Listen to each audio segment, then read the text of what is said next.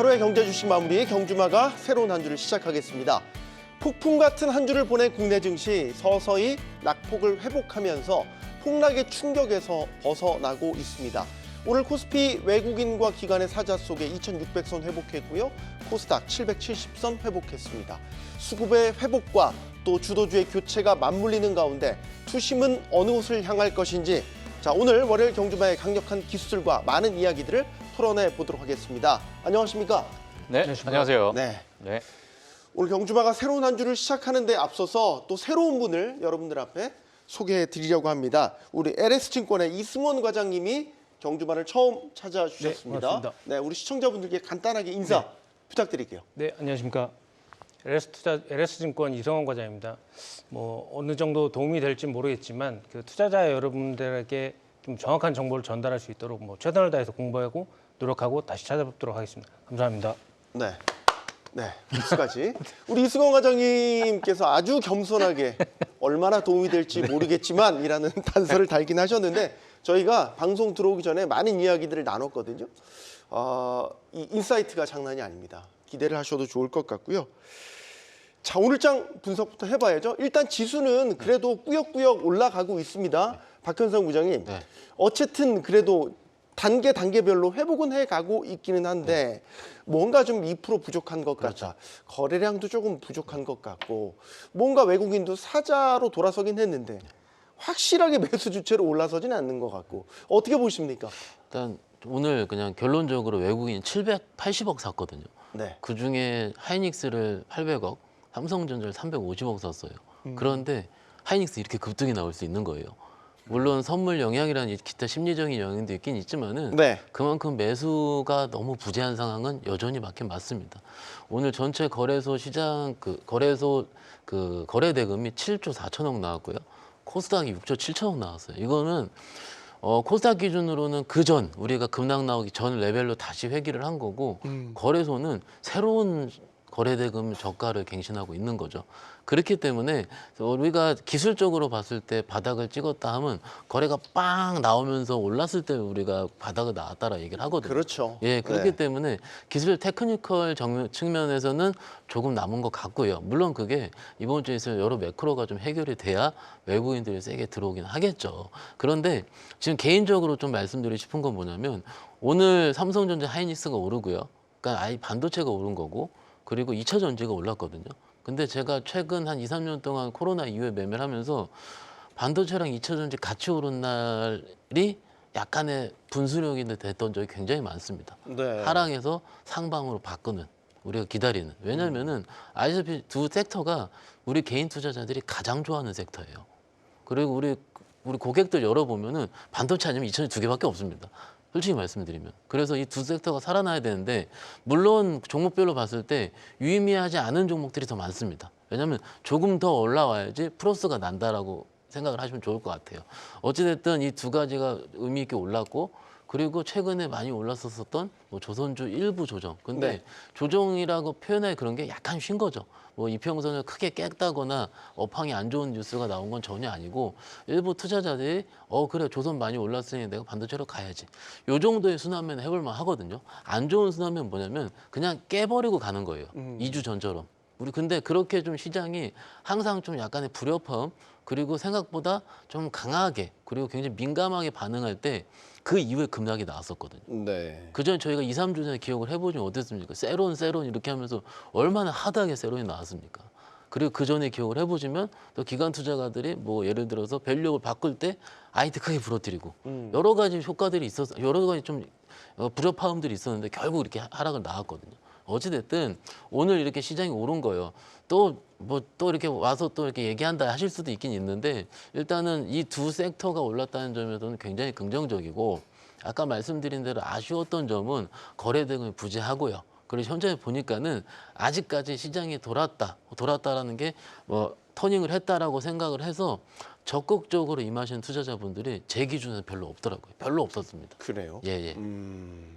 뭔가 지수는 회복해 가는데 이 아랫목이 달궈지듯이 이렇게 맞아요. 뜨끈뜨끈한 분위기는 감지가 되지 않는다. 아직은 뭔가를 좀 때를 기다리고 있는 것 같다라는 판단을 내려주셨습니다. 박종훈 팀장님. 네. 미장도 비슷한 분위기인가요? 어떻습니까? 맞습니다. 지난 한 주는 정말 엄청난 변동성을 좀 줬던 그런 한 주라고 보실 수 있을 것 같습니다. 지난 사실 금요일도 보게 되면 소폭 3대 지수는 소폭 상승을 했고요. 러셀 2000 지수, 특히 이제 중소형 기술주들이 좀 대거 포진되어 있는 러셀 2000 지수 같은 경우에는 소폭 또 하회하는 그런 모습을 보였는데 전반적으로 분위기가 나쁘지 않았어요. 특히나 네. 일라이릴리의 정말 엄청난 그런 이제 실적 발표에도 지속적인 좀 모멘텀이 살아 있는 모습. 그러니까 오늘도 사실 국내 증시의 바이오 섹터가 오늘 강했던 모습도 일부 그러한 여러 가지 요인들이 좀 있을 것으로 좀 보여지고 있고요. 어제 지난 한 주간 정말 많은 분들께서 보셨겠지만 그 변동성이 정말 큰 키워드였잖아요. 근데 그 변동성을 앞으로 우리가 증시를 어떻게 봐야 될까? 그러면 앞으로 이 변동성이라는 것 자체가 많이 줄어들 가능성이 좀 클까? 아니면 앞으로 남은 하반기를 내가 변동성에 대해서 우리가 좀 크게 생각을 해봐야 될까? 그런 부분인데 오늘 사실 경주마를 통해서 제가 여러 가지 말씀을 드리겠지만 결론만 간단하게 먼저 말씀드리면 변동성은 아직 많이 남아 있습니다. 네. 예, 많이 남아 있는 요인들이 곳곳에 있기 때문에 그 부분은 우리가 이번에 한번 뒤었기 때문에 앞으로 남은 여러 가지 변동성을 그래도 한켠에는 우리가 좀 쥐고 미국 증시 또는 국내 증시를 같이 바라보시는 게 어떨까라고 생각이 들고요. 사실 미국 증시 같은 경우는 지수단에 보게 되면은 크게 하락했던 부분 대부분 다 만회를 했습니다. 그래요? 물론 종목적으로 보게 되면 일부의 어떤 편차가 좀 있을 수 있는데 지수 같은 경우에는 일부 다 회복을 하는 그런 모습을 보이다 보니까 이게 그냥 단순한 해프닝으로 끝나는 건가라는 의구심이 좀 드시는 분들도 많이 계실 것 같아요. 그래서 오늘은 제가 경주마를 통해서 네. 어떤 변동성이 있는지 뒤에 가서 좀 말씀드리도록 하겠습니다. 알겠습니다. 해프닝이라고 하기에는 워낙 큰 폭탄을 네. 미국장에서 던져놔가지고 그 폭탄 터지고 나서 수습하느라고 지금 아직도 이렇게 애를 먹고 있습니다. 과장님, 네. 오늘 장 어떻게 보셨습니까? 오늘장 박현상 부장님께서 말씀하신 게 동의하고요.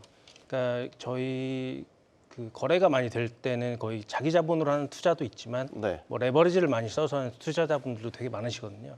그렇기 때문에 신용이 지난주 월요일 날부터 해서 지금 빠진 게 2조 이상 됩니다. 20조, 유가증권 시장과 코스닥 시장 합쳐서 한 20조가 넘었었는데 지금 네. 17조대로 떨어졌기 때문에 그만큼 이 충격에서 회복하기엔 좀 시간이 필요하다라고 판단이 되고요. 왜냐하면 지금 방송 보시는 분들 중에도 일부 로스컷을 치신 분들도 계시겠고 반대 매매도 나간 분도 계시겠지만 저희 현업의 입장에서 봤을 때는 그날의 충격이 상당했기 때문에 이런 역대급 충격에서 벗어나기에는 아직까지는 좀 시간이 더 필요하지 않나 이렇게 생각을 하고 있습니다. 네. 자, 다양한 섹터들이 그래도 전반적으로 회복세를 지금 보이고 있는 가운데 저희가 오늘 처음으로 다뤄볼 주제는 아마 지난주부터 저희가 계속 후반부터 이 이야기를 하고 있습니다. 바이오 섹터에 대한 부분입니다.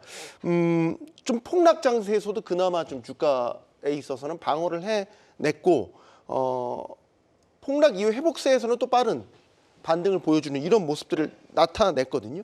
바이오의 시간이 정말 이제 도래한 것인가 이런 평가가 나올 정도로 좀 눈여겨볼 정도로 두드러졌어요. 바이오 섹터. 일단 그냥 이미 주도화 됐죠. 우리가 이번 폭락장을 겪고 나서 주도라고 얘기하는 섹터가 크게 두 가지가 있습니다. 네. 조선이랑 바이오가 될 텐데 그렇게 얘기하는 가장 큰 근거는요. 가장 빨리 지난주 금요일에 급락을 회복을 했습니다. 그래서 아마 지난주 수요일 정도에 바로 회복을 했을 텐데 그런 주식을 가지고 주도주라 얘기를 합니다.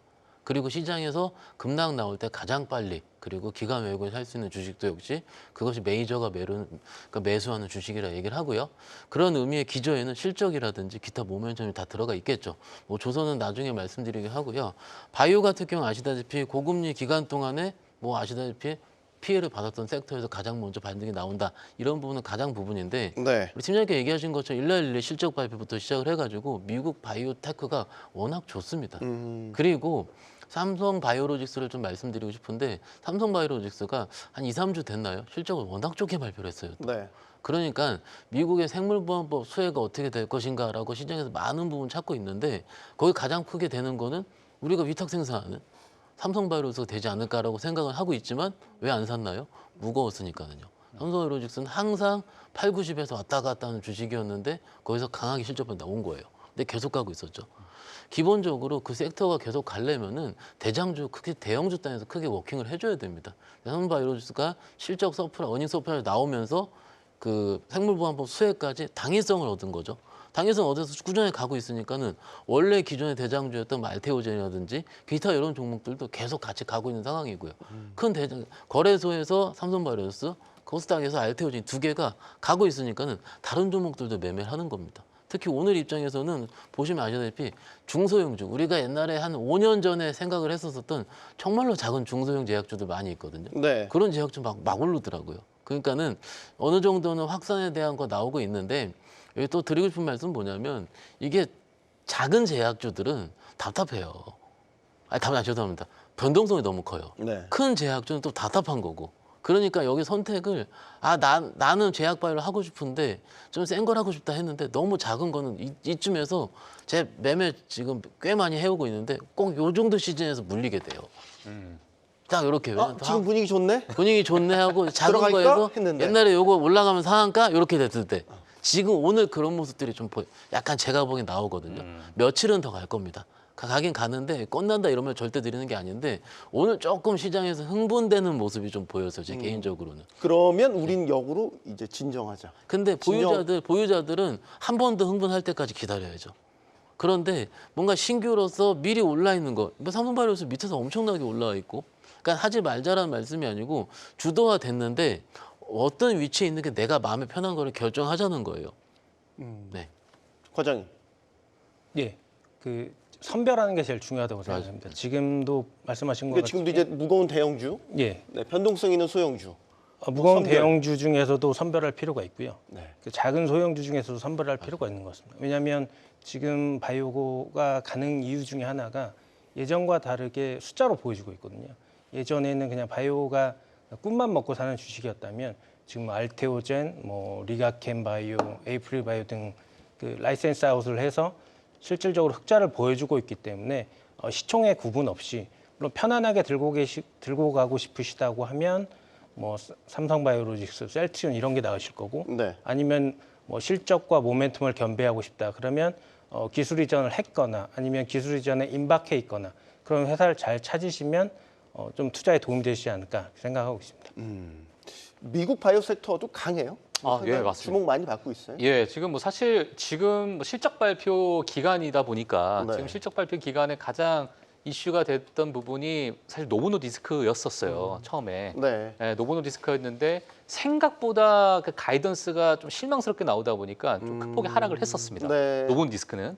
그러다 보니까 이제 시장의 관심 자체가 이제 일라일리로 확 옮겨간 거예요. 야, 일라일리는 도대체 어때? 야, 이러한 부분이 있었는데 일라일리는 또 반대로 어닝 서프라이즈로 보여줬거든요. 그러니까 이런 부분에 있어서 시장에서 약간의 뭐 초창기에 좀 우려가 좀 있었지만은 물론 이제 비만 치료제가 뭐 다 대변하는 건 아니지만 지금 상황에서 사실 우리가 많이 관심을 받고 있는 것이 지금 뭐 제약 바이오 섹터인 부분은 금리 인하라는 그 부분 시점이 점점 가시화되다 보니까 네. 과거에 정말 빛을 보지 못했었던 그러한 여러 가지 종목들, 특히나 뭐 중소형 바이오 섹터들도 크게 이제 많이 빠지는 그런 모습을 보였었는데 거기서 일부 이제 반등하는 그런 모습들. 앞서서 말씀해주셨지만은 일부 실적적인 부분이 이제 숫자로 지속적으로 나오다 보니까 그 부분에 대한 이제 반등세가 좀 크게 나왔다. 네. 하지만 여기서 우리가 좀 우려해야 될 부분이 뭐냐면 지금 금리 인하라는 그 폭 자체를 25bp로 갈 것이냐, 50bp로 갈 것이냐가 벌써 시장에 나왔어요. 네. 근데 지금 만약에 경제 데이터 또는 매크로 지표를 통해서 야, 이거는 지금 50bp로 가는 것보다는 25bp를 가야 될 것 같다라는 것이 정당화되기 시작한다면 네. 좀 그 부분에서의 일부 뭐 변동성이 또 나올 수 있는 그 요인이 될 수 있거든요. 바이오 상승은 제한될 것이다. 그렇죠. 그러니까 이렇게 뭐 볼수 있다? 제한이라는 표현은 좀 그렇겠지만 어떤 상승세에 있어서 일부 조정을 주는 약간의 중간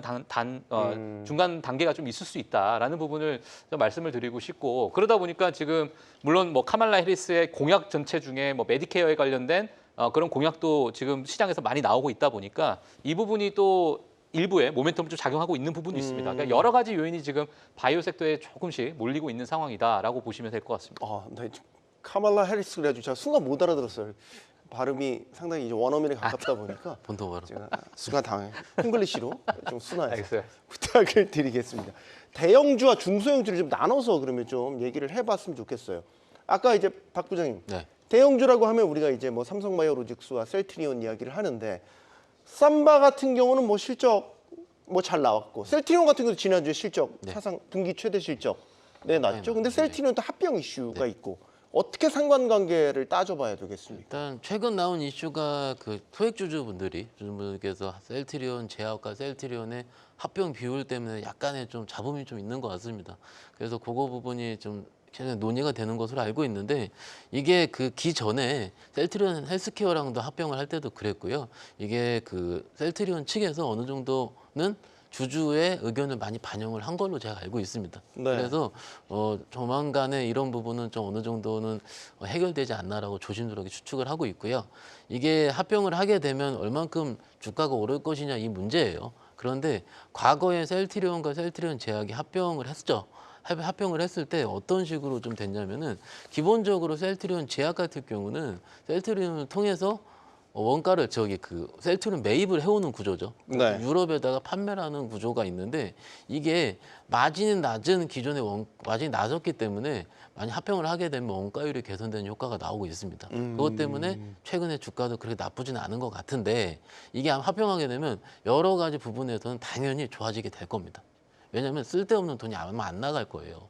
그러면은 제약바이오주 입장에서는 실적 좋아지는 건 좋아질 겁니다. 그리고 진펜트라라든지 얘네 램시마 SJ형이죠.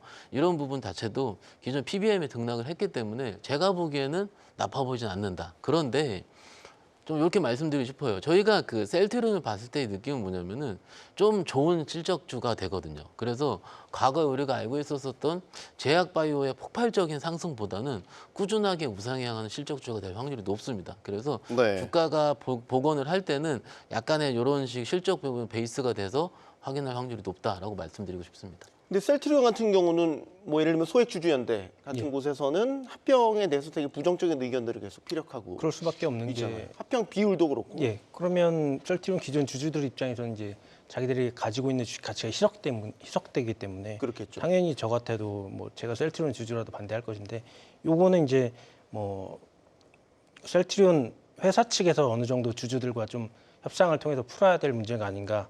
뭐 어떻게 보면 뭐 독단적으로 할 수도 없는 거고요.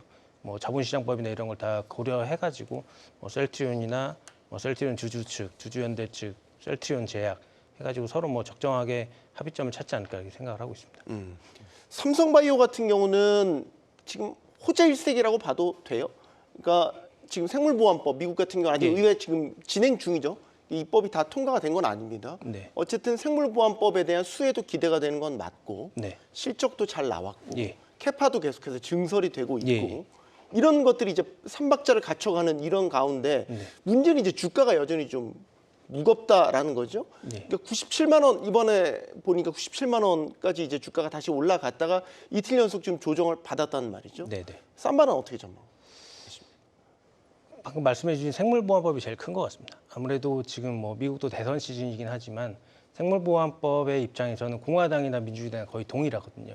그렇기 때문에 뭐 정당을 가리지 않고 중국을 제재하려고 하는 움직임이 있기 때문에 뭐 생물보안법만 된다고 하면 삼성바이오로직스나 그 밑에 있는 뭐 ST팜, 바이넥스 뭐 여러 그 CDMO 관련된 기업들의 수혜가 좀 예상이 되고 있고요. 그렇기 때문에 뭐 금리 인하 시즌이 임박을 했고 금리 인하와 정부 정책이 같이 결합이 된다고 하면 삼성바이오로직스도 좀 위로 좀 룸이 있지 않을까 이렇게 생각을 하고 있습니다. 네. 그러면 제약바이오 박 부장님 하나만 마지막으로 제약바이오와 관련해서 중소형주들은 어떻게 접근하는 게 맞습니까? 그러니까 지금 보면 뉴스나 루머에 먼저 반영이 돼서 움직이고 네. 실제 뉴스가 나오면 세론이 나타나는 경우도 상당히 많이 있잖아요. 네. 그러니까 타이밍 잡기가 되게 힘든 시장 같아서. 제가 경주말 좋아하니까 솔직하게 얘기하겠습니다. 네. 일단 매매를 하실 분들은 갭상승 보고 거래 보고 하셔야 됩니다. 지금 투자자분들은 확인을 하고 들어오거든요. 확인이 이런 뉴스들이 뜨더라도 안 움직인 경우도 굉장히 많습니다. 그런데 예를 들어서 텔레그램이든지 메신저 같은 그쪽에서 이거 뜬다 하면은 그때 우르르 달려들더라고요. 이게 뭐냐면은 이게 지금 이런 소형 제약사들이 좀 재무가 좋은 편은 아니거든요. 그래서 왜 그 주가가 계속 줄줄줄 흘러내렸느냐. 이게 불안하기 때문에 손절을 놔서 흘러내린 거예요. 그런데 여기서 내가 들어갈 수 있는 용자가 되겠느냐 하려면 다른 누군가 같이 들어가서. 근데 우리가 항상 헛헛하게 빠지는 것 같은 경우는 얼마 전 그 모 종목이 지금 밑에서 한 6배 나와 있거든요. 근데 오늘 어떤 누가 얘기하시는 거예요. 아 이거 밑에서 거의 6배인데 아쉽다 이런 거 10배 나오는 거 아니냐 이렇게 얘기하시는 거예요. 제약바이오 쪽에서 밑에서 10배는 수두룩합니다. 왜냐하면은 10분의 1 토막 낮기 때문에 10배가 나는 거예요. 그렇기 때문에 밑에서 내가 올랐었던 거에 허상 그리고 굳이 매매를 하신다면은 거래 들어오는 거 확인을 하고 그리고 두 번째는 이런 거죠. 좀 저기 모바일이라든지 HTS 보시면 자동 로스컷 기념이 있습니다. 그래서 내가 이 정도의 가격대까지 내가 도달하지 못하면은 거기 스탑을 할 수 있는 그런 왜냐하면 진짜 빨라요. 왜냐하면 갭으로 하라고 해버리면 어떻게 손을 못 쓰거든요. 네. 이 회사가 나쁘다 말씀을 드리는 게 아니고 물론 좋은 회사도 굉장히 많습니다. 하지만은 과거의 특성상 우리 개인 투자자들이 중소형주 제약바에서 깨질 때는 손절을 못했기 때문에 좀 강조를 시켜드립니다. 그래서 뉴스를 보되 시장의 거래를 확인하고 매매를 해보자 정리하면 어떨까 싶습니다. 그러면 오늘 예를 들어서 신풍제약 같은 경우는 네. 어떻게 하는 거예요? 임상 3상에 대한 신청 공시가 오늘 나왔고 네. 오늘 급등을 했잖아요. 네. 이런 경우는 어떻게 봐야 돼요? 기술적으로 들어가는 거. 이게 아마 저희 지난주 말에 금요일 날 나왔을 겁니다. 그래서 시간으로 꽤 많이 올라서 끝났고요. 네. 오늘 지금 보시면은 시가가 8.9% 갭 상승 나왔습니다. 그러면 이미 시작할 때 샀으면 그냥 9% 플러스에 샀다는 얘기예요. 플러스 사서 좀 가까이 쭉 올렸는데 그러면은 여기서 언제 팔아야 되느냐? 윗꼬리 달면 팔아야 됩니다. 윗꼬리가 뭡니까? 시장에서 도망갈 때. 아, 이 정도면 상한가 못 말았다. 지금 보면은 웬만한 제약바이오 종목들뿐만 아니고 테마성 종목들이 장중에 상한가를 강하게 말지 못하면은 네. 윗꼬리가 크게 달리는 경향이 있습니다. 불안하다는 거죠. 그래서 테크니컬로 매매하시는 분들이 이런 식으로 해요. 상한가가 잔량이 뭐 10만 주 얼마 종가까지 끝나지 않았다 이런 식으로 생각이 들면은 그냥 2시 경도에 우르르 나가버립니다. 그러면 나는 이런 메커니즘을 모르고 그냥 좋으니까 들고 있겠다.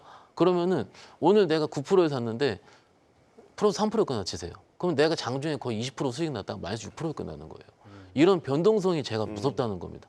우리는 좋을 때 얘기를 하기 때문에 뉴스에서는 안 좋을 때는 철저히 보도가 되지 않습니다. 근데 10개 중에서 한 3, 4개는 안 좋게 끝납니다. 굉장히 안 좋게 끝납니다. 그래서 이런 변동성을 주의하자. 그리고 금액 투입도요. 이런 저기 좀 작은 것들은 그러니까 1억 계좌 매매하시면 5% 언더로 해야 됩니다.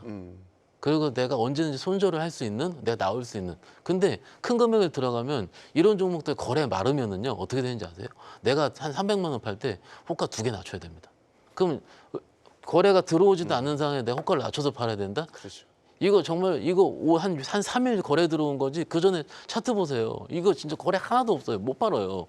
호가에 막 1000주 걸려 있어요. 1000주면 얼마입니까? 얼마 안 걸려요, 진짜로. 그러니까는 조금 뭐라 그럴까요? 조금 이렇게 너무 많이 올랐다 이렇게 하시지 말고 네. 본연의 자세로 하시는 게 가장 좋습니다. 과장님. 예, 신풍제약 아까 제가 말씀하신 잘 살펴보시고 걸러야 된다고 말씀드렸던 게 이런 신풍제약 같은 종목들인 것 같습니다. 그러니까 임상 IND를 신청했다고 하는데 잘 보시면 신청을 한 거지 허가를 받은 게 아니고요. 그렇죠. 그리고 글로벌 임상도 아니고 국내 임상입니다. 그만큼 국내 임상 통과하더라도 이 약품이 시장성이 얼마나 있을 것이냐 이런 것도 좀 체크를 해보셔야 되기 때문에 이렇게 뭐 단순 임상 신청해서 승인을 받았다. 특히나 국내의 한정인데 그러면 좀 박현상 부장님께서 말씀하신 것처럼 이게 더 갈 게 아니고 좀 지켜보시는 게 그리고 기존에 거래도 없었던 종목이기 때문에 그리고 이게 코로나 때 한번 좀 시세를 많이 냈던 종목이기 때문에 네. 그동안에 물려 계셨던 분이 굉장히 많은 걸로 알고 있습니다. 그래서 좀 주의를 하셔야 하는 종목이 아닌가 생각을 하고 있습니다. 알겠습니다. 자, 미국은 계속해서 대선 전국이 이어지고 있습니다. 대세가요 요즘에 약간 좀 바뀌었어요. 그러니까 미국 대선도 흥미진진하게 전개된다는 게 이런 겁니다. 트럼프가 당연히 당선될 것처럼 대세였다가 바이든에서 이제 해리스로 후보가 바뀌니까 대세의 물꼬가 해리스 쪽을 향하고 있네 이런 분위기가 스멀스멀 올라오고 있습니다. 미국 현지 분위기 전해주시죠. 예, 지금 뭐 미국 대선도 딱 보고 계시면 아시겠지만 모든 시장이 다 변동성 천지입니다. 지금. 예, 지금 뭐 몇 주 되지도 않았어요, 사실. 그러네요. 예, 몇 주 되지도 않았는데 벌써 저는 사실 이게 저 개인적인 생각이지만 트럼프 후보가 그 피격 사건이 있었던 것도 가물가물할 정도로 약간 잊혀지는 듯한 나 느낌이 들어요. 저 지금 얘기하니까 갑자기 생각났어요. 잊고 있다가 그죠? 그러네요. 예, 그러니까 이제 그게 어마어마하고 야 정말 신이 내린 후보다. 대통령은 미국 대통령 신이 내린 것이다. 이런 얘기가 나올 게 사실 몇 주 전입니다. 몇 주 전인데 지금 최근에 이제 해리스 이제 후보죠. 이제 민주당 후보가 나오게 되면서 그 부분도 가물가물할 정도로 약간 잊혀지고 있는 듯한 느낌이 들 정도의 그만큼의 지금 시장의 변동성이 커지고 있다라는 부분을 제가 이제 말씀을 드리고 있는 거고요. 지금 가장 최근에 나온 정말 재밌는 뉴스가 제가 하나 오늘 말씀드릴 게 있는데 8월 10일자 뉴스입니다. 네. 카말라 해리스 부통령이 트럼프 후보를 3개의 경합주에서 다 우세하게 이겼다. 배틀그라운드라고 표현하면서 다 이겼다라는 그러한 기사 내용이 나왔어요. 로이터 통신으로 나왔는데 네. 그게 2016년 8월 10일 날 똑같은 날짜에 힐러리 클린턴 후보가 트럼프 후보를 3개의 경합주에서 똑같이 배틀그라운드 이겼다라는 똑같은 문구로 나온 약간의 데칼코마니 같은 네, 8년 전 그러네요. 똑같은 날 8월 10일 날 이런 뉴스가 나왔습니다. 그리고 그 해에 10월 달에 보시게 되면 어떤 뉴스가 나오냐. 뉴욕타임스에 이런 얘기가 나와요. 자, 둘 중에 누가 대통령이 될 것 같으냐라는 설문조사를 했는데 힐러리 클린턴이 91%, 도널드 트럼프가 9%였어요. 그때 네, 당시에. 네. 예, 그러니까 정말 압도적으로 힐러리 클린턴이 이제 대통령 될 것이다. 이러한 이야기가 정말 10월까지 나왔었거든요. 근데 그랬죠. 그게 대선 때 뒤집어진 건데 네. 지금 상황에서 물론 그러면 지금 카말라 해리스 이 민주당 후보가 뒤바뀔 것이냐 그건 모릅니다. 그러니까 그 정도로 지금 이 대선의 판도 너무나도 변동성이 크기 때문에 제가 앞서서 도입 부분에 경주마를 하면서 말씀드렸던 부분 중에 뭐냐면 지금의 시장 자체가 너무 변동성의 요인들이 많이 있다. 그 부분도 사실 이 올해는 대선과 뗄래야 뗄 수 없는 그런 해거든요. 그리고 대선에 있었던 해는 지수가 늘 좋았던 흐름을 보였었는데 이러한 변동성이 만약에 지속이 된다면 물론 이 공약에 따라서 여러 가지 섹터가 좀 움직이겠지만 최근에 이제 카말라 해리스 후보의 섹터, 특히나 뭐 대마에 관련된 섹터들 또는 메디케어에 관련된 섹터들 또는 바이든 정부로 이어지고 있는 여러 가지 이민 정책 또는 친환경, IRA 뭐 이러한 부분들은 지속적으로 연결될 것으로 지금 월가에서는 보고 있는 상황이고요. 네. 자, 그래서 그러면 지금의 이제 카말라 해리스의 지속적인 견고한 흐름을 보일 것이냐도 몇 주 뒤에 또 어떻게 뒤바뀔 것인지 모른다는 얘기죠. 예, 그래서 지금 이 대선을 어떻게 우리가 뭐 예측하기가 사실상 상당히 힘들다. 제가 뭐 이런 말씀 드리면서도 뭔가 결론을 못 짓는 이런 모습 자체가 제가 좀 말씀드리기 좀 그렇지만은 이제 우리가 결론 짓기가 이 대선을 어떻게 우리가 결론 지을 수 있을까? 네. 8년 전에도 똑같은 상황이 일어섰었다. 이렇게 예. 좀 말씀드리고 싶습니다. 그러니까 사실 뭐 우리 대선도 1%포인트 이내에서 당락이 결정됐고 뭐 마찬가지 아니겠습니까? 박빙의 두 후보가 붙는데 지금 상황에서 아직 몇 달이 남았는데 어떻게 섣불리 어떤 후보가 대세다 이렇게 낙점을 지을 수 있겠습니까? 다만 흐름 자체는 지금 일단은 해리스한테 가니까 그렇죠. 네. 해리스 정책을 또 봐야 돼요. 맞아요. 왜냐 트럼프 트레이드처럼 해리스 트레이드가 어떤 시장에 영향을 미치고 있거든요.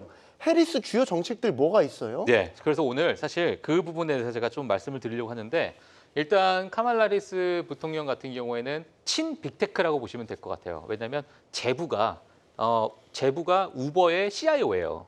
그리고 과거에 뭐 페이스북에 여러 가지 뭐 또 다들 아시다시피 과거 페이스북의 또 CEO로서 되게 유명하셨던 셰릴 샌드버그. 네, 그분의 또 가장 절친한 또 친구다라는 이야기도 좀 나오고 있을 정도로 그리고 이제 태생 자체가 이제 샌프란시스코 계시다 보니까 여러 이제 베이 에어리아 특히나 이제 거기에 있는 여러 가지 뭐 실리콘밸리라든지 그렇죠. 예. 예. 거기에 많은 이제 우호적인 그러한 정책을 많이 폈었고 그리고 친분도 두텁다 보니까 친 빅테크다. 하지만 카말라 해리스가 지금 약간 대외적으로 이야기하고 있는 중에 하나가 뭐냐면 AI 규제에 대해서는 얘기하고 있습니다. 그러니까 정부 단의 강력한 규제는 필요하다라는 그러한 이야기는 하고 있는 상황이고요. 그리고 지금 월가에서는 바이든 정책을 그대로 이어갈 것으로 보고 있지만 하나의 단점을 뭐라고 짚고 있냐면 과거의 외교 정책에 대한 경험이 상대적으로 좀 적기 때문에 네. 이 외교에 관련돼서는 아마 카말라 해리스가 많이 좀 고전을 면치 못할 것이다. 이러한 이제 예상치가 전망치가 좀 나오고 있는 상황이고 지금 카말라 해리스의 공약에 보면 정책을 좀 보게 되면 친환경이고요. 그리고 IRA는 그대로 이어갈 것으로 보고 있고 네. 공공 인프라 투자도 지속적으로 이어갈 것으로 지금 보고 있는 상황이고 네. 이민 정책 그리고 교육 예산 증액인데 교육 예산 같은 경우에는 학자금 대출을 탕감하겠다라는 그런 이야기가 있어요. 네. 근데 이것을 지금 시장에서 어떻게 보고 있냐면 젊은 대학생들의 그 학자금 대출이 정말 어마어마하거든요, 미국은. 네. 제가 예전에 미국에 있을 때 어떤 의사분을 만났는데 50대 의사분이셨는데 어느 날 저한테 와가지고 나 오늘 학자금 대출 다 갚았다 이런 말씀하셨어요. 50대 되셔가지고. 네. 근데 그만큼 이제 학자금 대출이 그 미국 사회 내에서의 하나의 뭐랄까요 살면서 지속적으로 갚아 나가는 그러한 이제 대출이라 보시면 될 것 같은데 그것을 일부 이제 탕감하겠다라는 정책이죠. 근데 그 탕감하겠다는 그 나이대가 아마도 나이대가 많은 40, 50대부터 시작이 돼서 이렇게 순차적으로 내려올 것으로 좀 예상을 하고 있어요. 네. 근데 만약에 젊은 층까지 그게 확대가 된다면 이 젊은 층의 MZ 세대의 소비가 그럼 어디로 연결되겠는가까지도 지금 시장에서는 좀 보고 있는 것 같습니다. 그러니까 네. 그건 약간의 좀 저희가 좀 멀리 바라보고 있는 것 같고요. 그래서 그러한 부분에 대한 이제 정책도 우리가 조금은 좀 생각해 봐야 될 것 같다. 이렇게 말씀드리고 싶고 뭐 네. 최근에 좀 이슈가 하나 있었죠. 팁에 관련된.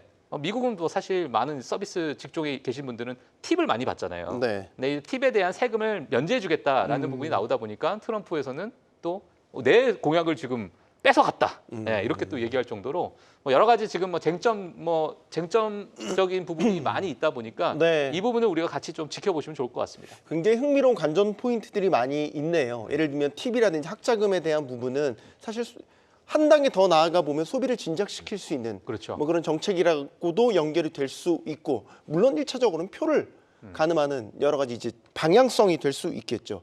자, 어쨌든 시장에서는 지금 해리스 트레이드가 주목을 받고 있고 민주당의 정권이 그대로 계승이 된다라고 한다면 우리가 기존에 소위 그 바이든 수혜주라고 했던 것들이 다시 주목을 받고 있다. 그 시간이 돌아오고 있다라고 본다면 태양광을 좀 짚어봐야 될 것 같아요. 태양광 섹터 오늘 다시 시간이 돌아올 수 있을까? 저는 일부 돌아오고 있다 봅니다. 네. 보는데 이게 조금 아쉬운 게 좀 늦게 돌아왔어요. 왜냐하면은 기존의 트럼프 트레이드, 트럼프한테 이렇게 스치자마자 그 다음 날부터 건설주 움직이기 시작한 거 기억하시죠? 그런데 이번 같은 경우는 지난주부터 이미 해리스가 우세하고 있었는데 좀 네. 늦게 왔는데 지난주에 이거죠. 하나솔루션 실적 발표했는데 그 컨센서보다 훨씬 낮게 나왔습니다. 그래서 외국인과 기관 투자가들의 매도가 꽤 세게 있었고 그러니까 주가가 좀 짓눌려 있다가 지금 시장도 지난주에 안 좋았었던 거죠. 네. 그래서 시장이 어느 정도 회복을 하다가 오늘 이런 뉴스가 있었는데 하나 큐셀이라 그러죠. 예. 태양광. 조지아주에 건설 중인 태양광 통합 생산 단지에 2조 원 정도의 대출을 보증하겠다고 미국 정부 얘기를 했다고 하더라고요. 사실은 이런 부분이 그냥 스쳐갈 수 있는 뉴스긴 한데 그렇게 하시면 안 되는 게 뭐냐면은 이거죠. 지금 IRA 보조금이 축소될 것 같고 혹은 트럼프가 어떻게 할 것 같아서 지금 태양광이 그렇게 박살이 나가 안 움직였는데 지금 실질적으로 미국 정부 같은 경우는 하나 큐셀에 대출을 보증해 주겠다라는 점은 아마도 뉴스 보시면 박종훈 팀장 예전에 얘기하셨을 텐데 미국 공화당 그 의원들도 자기들 표 때문에 이거 지금 안 돼요. AMPC 크레딧 주지 않으면은 거기서도 그들 어떻게 보면 건설하고 있는데 네. 노동자들 어떻게 합니까? 일자리 해야 되는데. 그래서 각각은 다른 목소리를 내고 있다. 특히 하원 쪽에서 아마 박종훈 팀장님께서 한 2주 전에 얘기하신 것 같은데 저는 그런 의미로 봅니다. 아, 네. 지금 하나 그 솔루션의 태양광 사업부가 아직도 적자예요. 그래서 좋지 않은 상황이지만 이런 보조금은 계속될 확률이 높다. 정부에서 어쩔 수 없이 해야 되겠다라는 게 일종의 시그널적으로 보였기 때문에 네. 그렇게 움직이지 않았던 하나 솔루션이 급등이 나왔다고 좀 말씀드리는 중이고요. 지난주에 사실은 그 CS 윈드라는 풍력 회사가 실적 컨센이 한 3배 정도 더 잘 나왔어요. 컨센보다. 네. 그러니까는 그 CS 윈드는 쭉 날아가더라고요. 그러니까 실질적으로 제가 아까 삼성 바이오리스 말씀드린 것처럼 뭔가 그런 헤리스 트레이드라는 것도 조금은 실적이 받침이 돼야지 우리들이 매매할 수 있는 당위성이 생긴다는 겁니다. 그래서 매매할 수 있는 당위성 없이 실적이 없이 당위성만 생기는 걸 뭐라 그러죠? 테마라 그럽니다. 그거를. 그렇기 때문에 좀 중기적으로 할 수 있는 거는 솔직히 말씀드리면 태양광 입장에서는 하나솔루션 실적이 좀 좋아지는 거가 예를 들어 3분기에 프리 어닝 시즌이라 돌아와가지고 그럴 때가 강력하게 될 것 같고 지금 입장에서는 지난주에 실적이 잘 나오고 움직이고 있는 풍력 섹터가 조금 속도면이라든지 이런 쪽에서 같은 그러니까 신재생 안에서도 유효해 보인다 말씀드리는 중이고요.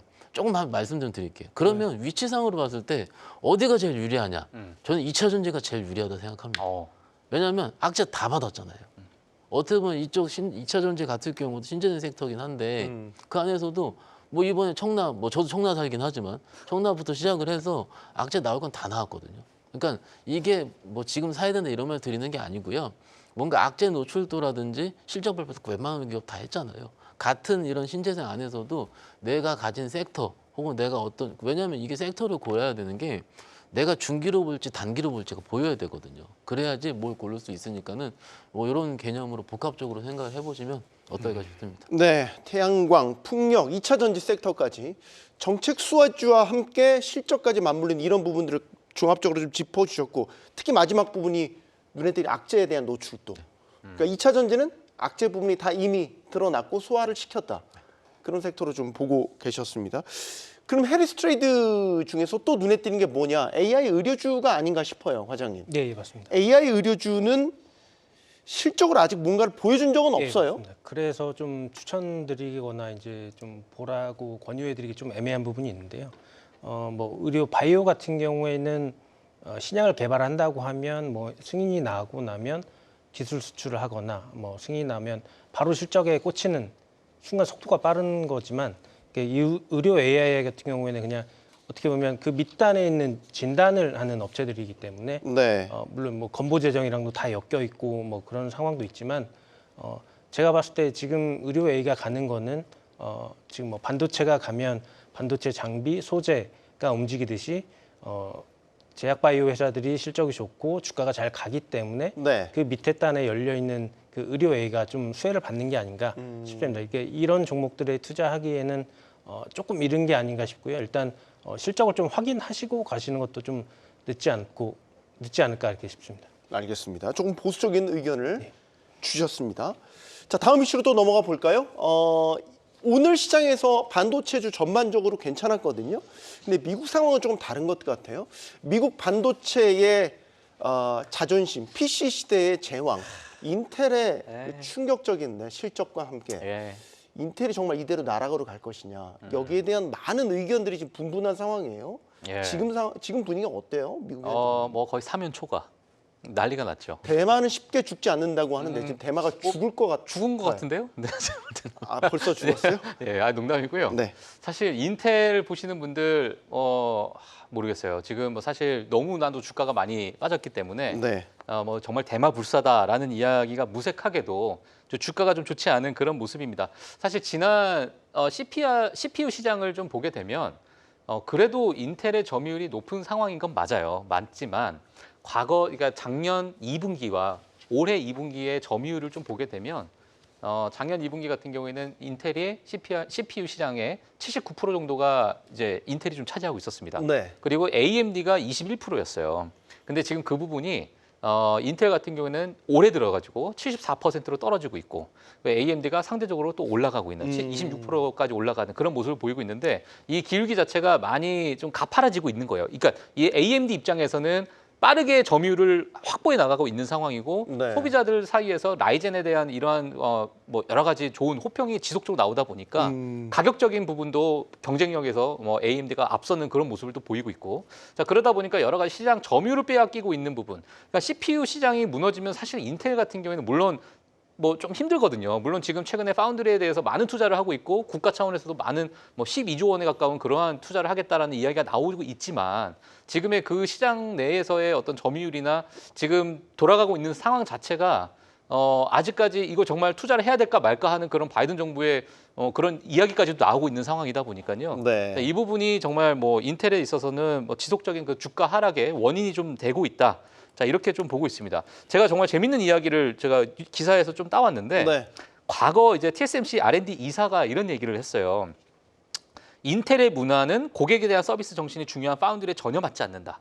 이런 얘기를 했고 그다음에 직접 보기 전에는 인텔 파운드리의 성공 확률을 내가 50% 정도로 생각을 했는데 내가 거기 있다 보니까 10% 미만이다. 이렇게 이야기를 하고 나오셨습니다. 네. 2023년에. 근데 제가 사실 이 부분은 그 현장에 있으신 분이 직접 나와가지고 TSMC 계셨던 분이 또 들어가서 말씀을 하신 부분이기 때문에 어느 정도 저는 신뢰가 좀 있다라고 생각이 들고 사실 과거에 애플에 관련해서도 애플 AI가 왜 안 나오냐 이럴 때도 마찬가지로 많은 분들이 거기에서 있었던 분들이 나와가지고 그걸 다 적나라하게 얘기를 했었거든요. 네. 왜 안 되는지에 대해서. 자, 그래서 지금 이런 상황도 아마 인텔의 어떤 사면 초과적인 그러한 방향을 좀 보여주고 있지 않나 생각이 좀 들고 네. 뭐 삼성전자에 대해서도 많이 연결해서 말씀드린 분들이 있겠지만은 과거에 CEO가 엔지니어가 아닌 뭐 재무통이다라고 하게 되면은 그 주가가 크게 빠지는 그런 모습을 인텔에서도 많이 보였기 때문에 그런 여러 가지 혁신에 대한 투자의 어떤 타이밍을 많이 놓쳤다라는 평가가 지금 와서 예, 지속적으로 뭐 좀 나오고 있는 것 같습니다. 네. 이게 반도체 업황도 중요하지만 이 반도체 업계에서 한번 리더십을 잃어버렸을 때 그 리더십을 회복하는 게 얼마나 어려운지를 정말 인텔이 아주 좋은 사례로 들 수가 있는 거죠. 그런 의미에서 이 고대역폭 메모리 시장에서 소위 잘 나가는 SK 하이닉스 네. 천운이 따랐다고 할까요? 최근에 대만 수출도 늘었다고 해요. 네. 그러면서 주가도 좀 탄력적으로 어쨌든 회복을 해 가고 있는 그런 상황인 것 같고요. 아마 오늘 상승폭에 해당하는 대부분의 뉴스가 아마 이런 말씀하신 거에서 할 것 같아요. 왜냐하면은 최근에 반도체주가 조정받은 가장 큰 이유는 AI에 대한 수익성보다는 앞으로 캐파 투자가 좀 슬로우질 거라든지 이런 부분 때문에 그렇거든요. 근데 지난주에 TSMC 7월 매출이 나왔는데 굉장히 잘 나왔습니다. 그러니까 아마도 추측을 해보면 하이닉스가 TSMC 공급하는 HBM 물량이 커졌을 것이다 라고 충분히 추측을 할 수가 있는 거죠. 네. 그런데 왜 외국인들은 몇백억 안 샀을까요? 전 한 5천억 샀으면 좋겠는데 그렇죠. 삼성전자 하이닉스. 그런데 조금은 업황을 좋아질 수가 있다고 생각을 하지만 오늘 막상 주가도 오른 것도 기분이 좋고요. 그런데 네. 서두에 말씀드린 것처럼 그 뉴스에 해당하는 뉴스에 대한 파급력보다는 매수량이 적었습니다. 이건 맞습니다. 그래서 아마도 미국 시장에서 진짜 많이 헤매고 있는 종목에 인텔 말고 한 종목 또 있잖아요. 마이크론 테크놀로지. 네. 정말로 마이크론이 조금 도는 모습을 보여야지 하이닉스도 강하게 올라오지 않을까?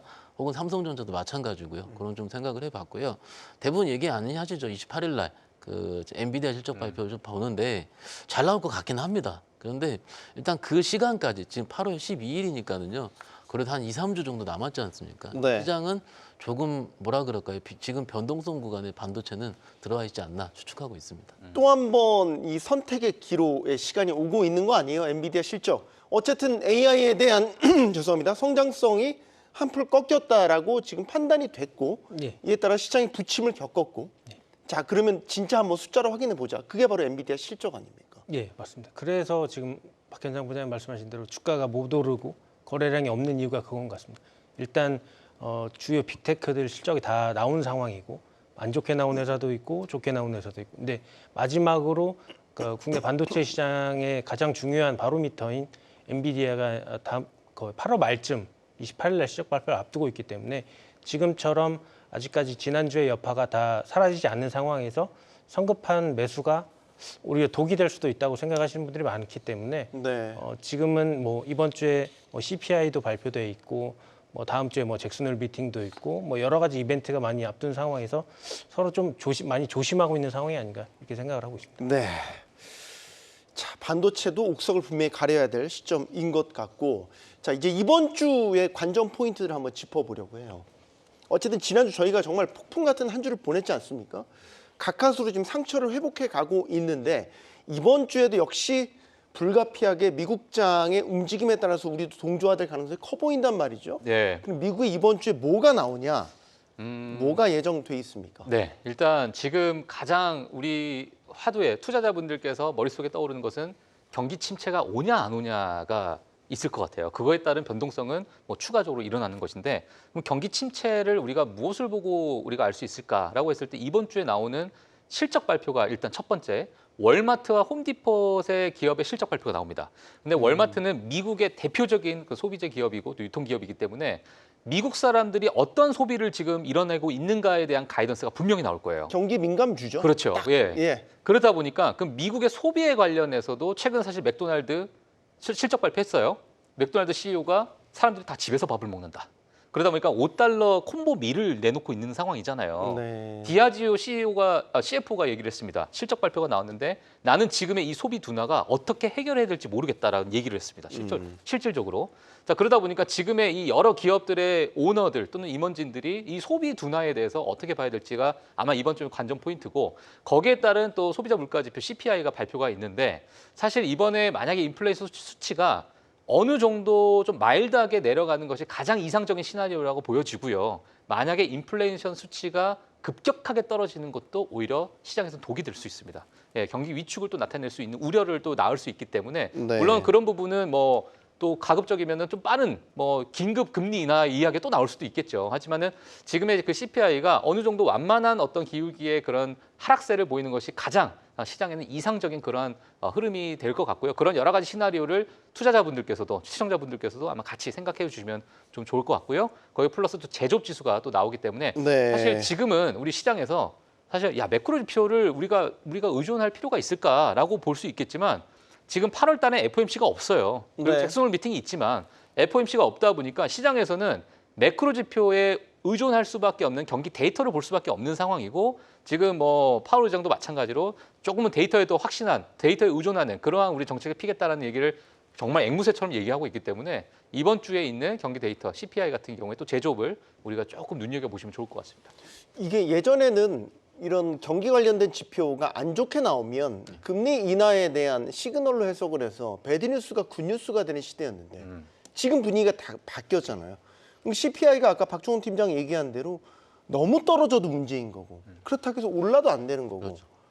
어느 정도 딱 그 민감한 시기에 부합을 해야 시장이 크게 충격을 받지 않을 것 같다 이런 생각도 하게 돼요. 박 부장님. 저는 사실은 물가는 그렇게 걱정 안 됩니다. 물가는 저는 어느 정도 그냥 컨센 부합 나올 것 같아요.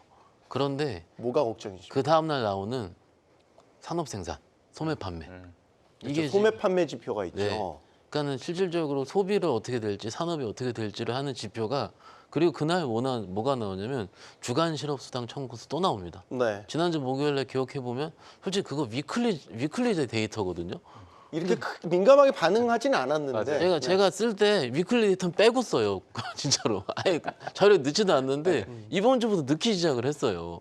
무슨 얘기냐면 지난주부터 학습이 된 거죠. 그냥 뭔가 데이터만 보면은 아마도 그게 시장 참여자들 중에서 꽤 많은 부분이 기계로 하는 것 같습니다.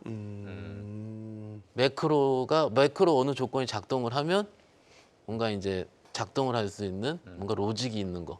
코로나 때 기억해 보시면 그때 이런 펀드들 많이 작동을 했었거든요. 그래서 사이드카 몇 번씩 보고 서킷도 몇 번씩 봤었었죠. 그렇기 때문에 그만큼 이게 왜 그러냐면 투심이 그 기계의 매도, 기계의 매매를 우리가 잡아먹기 어렵기 만큼 거래가 적어서 그렇습니다. 그 시장이 제대로 돌아가면은 기계가 보이질 않습니다. 우리가 최근에도 보시면 미국 선물 옵션 동시막 얘기 많이 보잖아요. 네. 보는 게 시장 좋을 때 우리 안 보거든요. 안 좋을 때 웬만큼 워킹하냐. 그들은 항상 그러고 있거든요. 차익 거래를 하려고 하고 있는데 지금 분위기가 너무 안 좋아서 그렇고 어찌됐든 소매 판매 산업 생산 중요하고 실업수당 청구 중요한데 이번 주에 미국 금요일 날 또 미국 옵션 만기도 있습니다. 네. 그러니까는 그 부분이 좀 넘어가게 되면 아마 그 다음 주에 FOMC 의사록 발표하니까 좀 나아질 것 같은데 그러더라도 오늘 우리 장이 좋았던 가장 큰 이유 제가 보기엔 일본 쉬어서 그렇거든요 오늘. 하나의 변동성이 이번 줄어들- 주에는 우리 장이 휴장이 있잖아요. 그래서 다행히 광복절. 근데 우리가 이거예요. 목요일 날 쉬는데 이 데이터는 우리가 자고 나서 받는단 말이에요. 네. 그러면 수요일 장에서 조금 영민한 투자자분들은 조금 팔지 않을까? 수요일 장에서. 이런 생각도 좀 듭니다. 마치 추석을 앞두고 미리 팔듯이. 그러니까 목요일은 미국의 CPI 결과가 반영되는 날이어야 되는데 그렇죠. 그날 우리가 휴장이기 때문에 일단은 휴장의 영향을 미리 고려해서 움직일 수 있는 그러니까 우리가 금요일 투자자들이 있을 아침에는 것이다. CPI랑 산업생산 다 맞는 거예요 한 번에. 그렇죠. 예. 누적된 CPI 효과와 산업 생산까지. 그래서 저희가 거래소가 어떻게 2,700 가겠냐 얘기하거든요. 네. 그 거래소 차트 보시면 차트 기술적으로 말씀드리자면 지금 갭 하락으로 떨어졌잖아요. 근데 지금 이렇게 어느 정도 올려놓은 상황인데 내일 모레까지 이러고 있다가 만약에 갭으로 돌파해 보면 이게 아일랜드 갭이 생깁니다. 요거는 성골 반전이라 얘기를 하고 아일랜드 갭은 강력한 추세 반전의 신호라 얘기를 합니다. 근데 이렇게 쇼크가 많이 나왔을 때 이런 경우가 많이 있었어요. 좋게 기대합니다. 과장님. 네.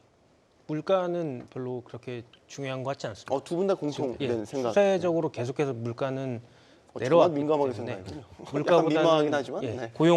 고용이 제일 중요합니다. 이번에 시장이 쇼크 맞았을 때도 고용에 따른 경기 침체가 우려된다고 해서 엔캐리 트레이드랑 같이 엮이는 바람에 시장이 폭발적으로 하락한 거기 때문에 네.